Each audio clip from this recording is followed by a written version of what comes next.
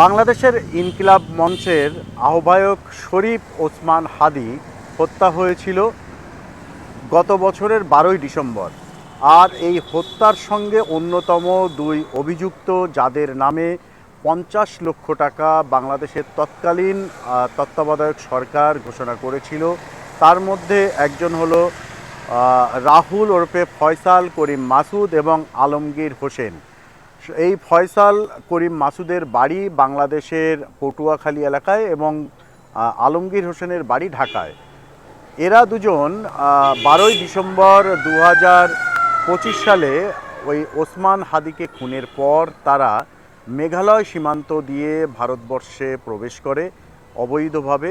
এরপর তারা বাংলাদেশে ঢোকার জন্য পশ্চিমবঙ্গে আসে এবং উত্তর 24 পরগনার ভারত বাংলাদেশ সীমান্ত এলাকা বনগাঁ পেট্রাপোল সীমান্ত, সেখানে তারা অবস্থান নেয়। তারপর তারা বাংলাদেশে ঢোকার জন্য চেষ্টা করে। আর এই খবর পশ্চিমবঙ্গ পুলিশের স্পেশাল টাস্ক ফোর্স অর্থাৎ এসটিএফ তাদের কাছে পৌঁছায়। সেই মতো শনিবার এবং রবিবার গভীর রাতে কিন্তু এসটিএফ বনগাঁর একটি বিশেষ এলাকা থেকে গ্রেপ্তার করে। যখন এই দুজনকে গ্রেপ্তার করে, দুই বাংলাদেশিকে গ্রেপ্তার করে ফয়সাল করিম মাসুদ এবং আলমগীর হোসেনকে, তখনও এসটিএফ জানতো না যে তারা কাদের গ্রেপ্তার করেছে। এরপর তাদের জেরা করে, ভোর পর্যন্ত তাদের জেরা করে। জেরাতেই কিন্তু তারা জানায় যে ওসমান হাদীকে তারা খুন করেছে এবং খুনের সাথে জড়িত। এরপর বিষয়টি তারা কিন্তু সংশ্লিষ্ট যে দপ্তর আছে সেই দপ্তর মন্ত্রক মারফত সংস্থার সদস্যরা তারা বাংলাদেশের সাথে যোগাযোগ করে, ছবি পাঠায় বাংলাদেশে এবং বাংলাদেশের এন্ড থেকে তারাও নিশ্চিত করে হ্যাঁ, ওসমান হাদীর যে খুন, সেই খুনের সাথে জড়িত এই দুই ব্যক্তি অর্থাৎ ফয়সাল করিম এবং আলমগীর।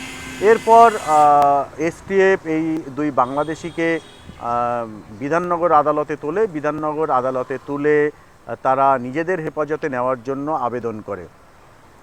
যখন এই বিধাননগর আদালতে তোলে তখন তাদের বিরুদ্ধে অবৈধ অনুপ্রবেশ সহ বেশ কিছু ধারায় মামলা রুজু করে এবং যেটা এসটিএফের দাবি ছিল যে বেশ কিছু প্রশ্নের উত্তর তাদের প্রয়োজন। কী সেই প্রশ্নের উত্তর? যেমন বাংলাদেশে যখন ওসমান হাদীকে খুন করার কত আগে থেকে তারা এই পালানোর ছক কষেছিল, যে খুন করে রাতারাতি তারা মেঘালয় সীমান্ত এলাকায় পৌঁছায়, সেখানে কাদের মারফত মেঘালয় ঢোকে এবং কোন নেটওয়ার্ক মারফত তারা পশ্চিমবঙ্গে আসে, এমনকি উত্তর 24 পরগনার ভারত বাংলাদেশ সীমান্ত এলাকার ডেরায় তারা আশ্রয় নেয়, কারা কারা তাদের সহযোগিতা করেছিল, সেই সংক্রান্ত বিষয়গুলো কিন্তু জানার প্রয়োজন আছে।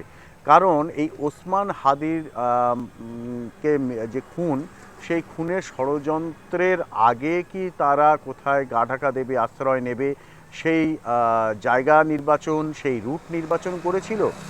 যেহেতু ভারতবর্ষে তারা আশ্রয় নিয়েছে, সেক্ষেত্রে পশ্চিমবঙ্গ পুলিশের কাছে অত্যন্ত গুরুত্বপূর্ণ এই তথ্যগুলো।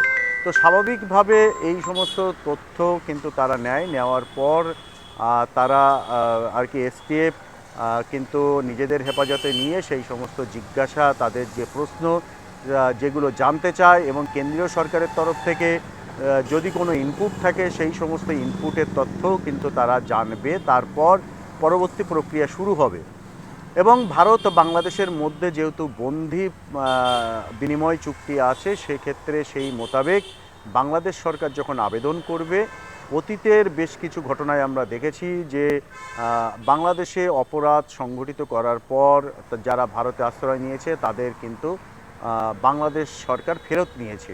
এক্ষেত্রেও সেই একই প্রক্রিয়া মেনে যদি বাংলাদেশ সরকার এই ধৃত দুজনকে নিজেদের দেশে নিয়ে যেতে চায়, সেক্ষেত্রে তারা নিয়ে যেতে পারবে। তবে সেই প্রসেস বা প্রক্রিয়া এখনও পর্যন্ত কিন্তু শুরু হয়নি এবং এই হাদী খুনের দুই চক্রীকে যেভাবে এসটিএফ গ্রেপ্তার করলো, তা এক নজিরবিহীন সাফল্য হিসেবেই কিন্তু ধরা হচ্ছে। তো আজকের এই আলোচিত খবর, ভারত এবং বাংলাদেশের মধ্যে যে এই যেভাবে গ্রেপ্তার হয়েছে সেই গ্রেপ্তারের ঘটনা। পরবর্তী আপডেট অবশ্যই জানাবো। ততক্ষণ আপনারা নজর রাখুন।